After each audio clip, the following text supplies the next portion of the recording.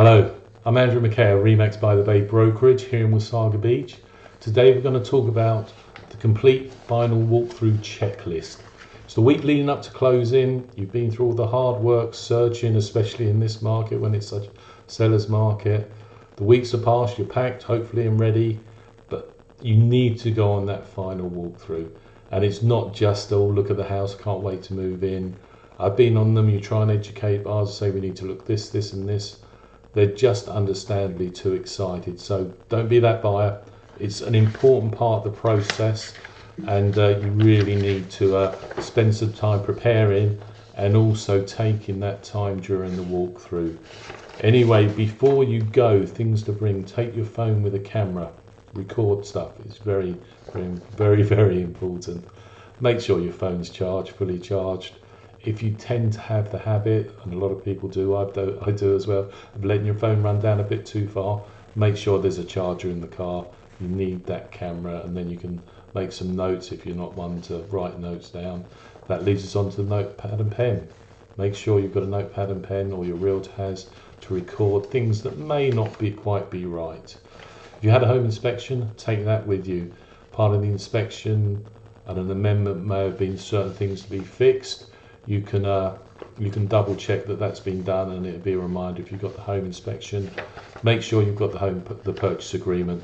That states clearly, and is all that matters, what should and should not be included in the purchase. So that's the preparation. Now to look through general things, and as you go through what to look for, as long as your realtor has put it in the agreement that the home should be left in a broom swept clean condition, that's the first thing to check. Depending on where the sellers are moving out, they may still have a lot of personal effects, but if it is vacant, you can make sure it's clean as per the purchase agreement. And also, if the purchase agreement stated, which it should, that the sellers remove all personal belongings and garbage inside and out, you can make sure that's done. If they haven't left yet, you can get an impression of how close they are to having it in that condition.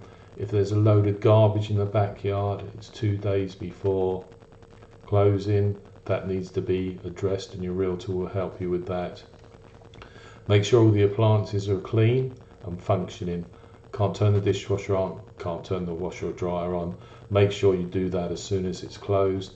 But the microwave, the stove, you can go around, just make sure that's all working properly, and that they were the ones that you purchased. You should make a note when you purchase the models and everything.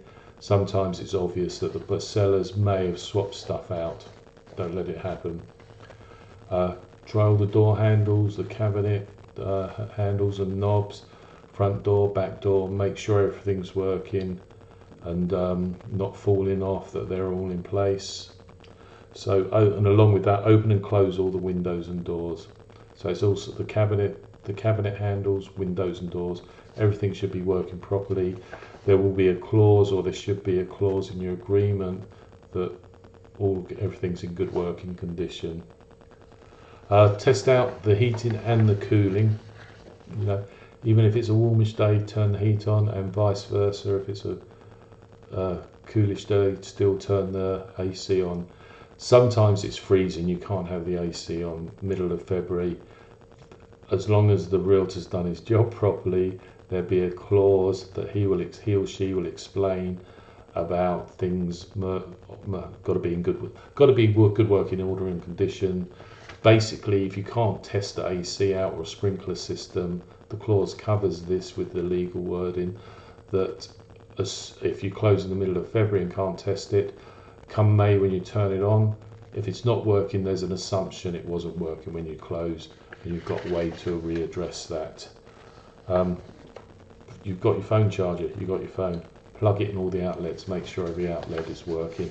Or you can buy one of those fancier little tools that you just plug in everywhere and the light comes on to let you know all the sockets are working. Check all the walls, floors and ceilings to see if there's any damage that wasn't there before. If there's slight scuffs while they've been moving stuff, it's not, in all honesty, it's not worth the aggravation. But if you've got dents and holes in drywall, if something's been banged, then that's not what you paid for. If there's a carburettor, garbage disposal, run that, make sure that's working.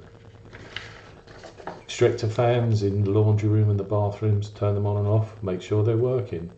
Try all the taps, all the faucets, and the shower and the bath, make sure it's working. Bathrooms, talking about bathrooms, sorry, I'm doing this bit too much because I'm holding my notes.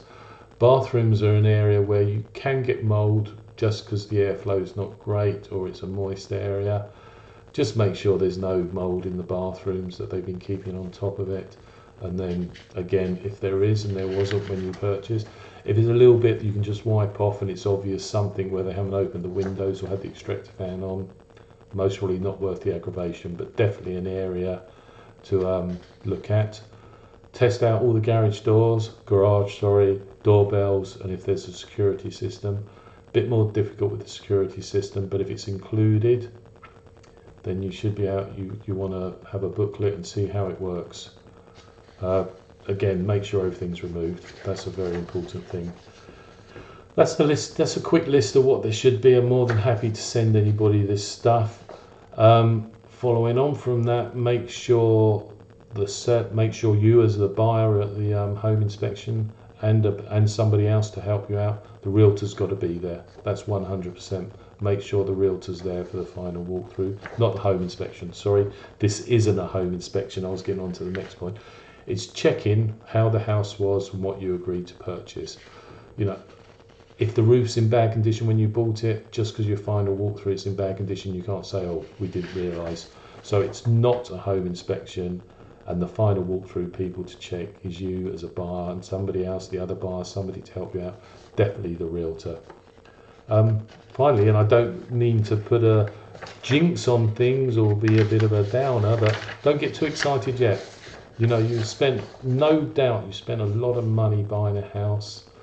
Don't whiz round, oh, isn't this wonderful, isn't the kitchen look great? You want to get your money's worth and get what you paid for. So make sure, don't get overexcited, do the job properly, then you'll close happy. And lastly, but not least, don't think, oh, we don't need to do it. Anyway, I've got all those points in some leaflets and stuff. If you'd like a copy or have any questions, don't hesitate to contact me. Cheers.